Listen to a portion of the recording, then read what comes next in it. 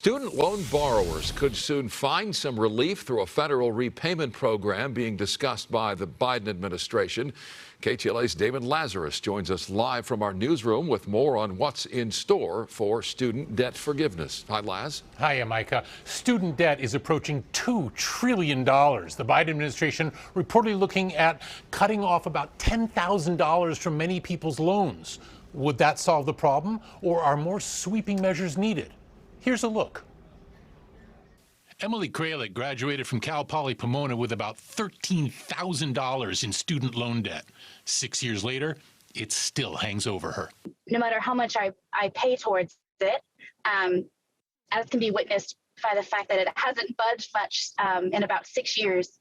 So I feel like I just can't make a dent in it. President Biden recently extended a moratorium on student loan payments until September.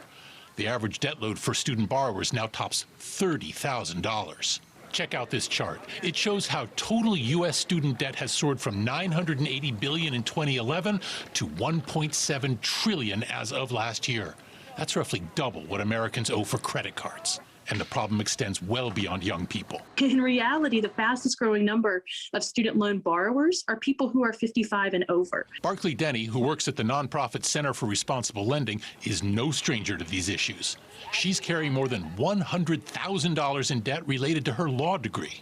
Last month, the Biden administration cut the debt load of millions of student borrowers. They'd been expecting help earlier from the Education Department that never arrived because of past mismanagement. So now what?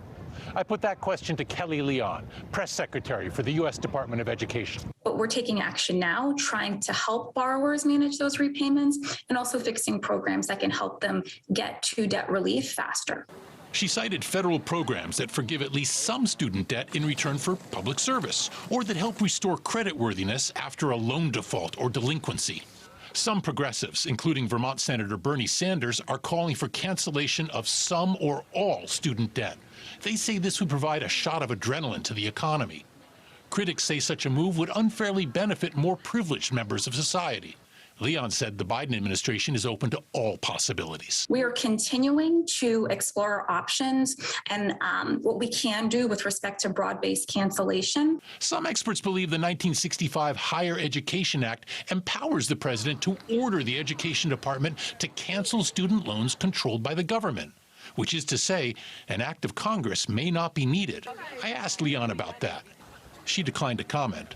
As I mentioned earlier, what I can say is that we are continuing to look at our options with respect to debt relief. For borrowers like Emily Kralik, experts advise exploring all available options, such as the Public Service Program, as well as a program that ensures loan payments are pegged to one's income. I'm a frugal gal. I don't have a lot of crazy luxury items or anything like that, a super nice car. But it still would be nice to be able to have that, build up that nest egg that I've started.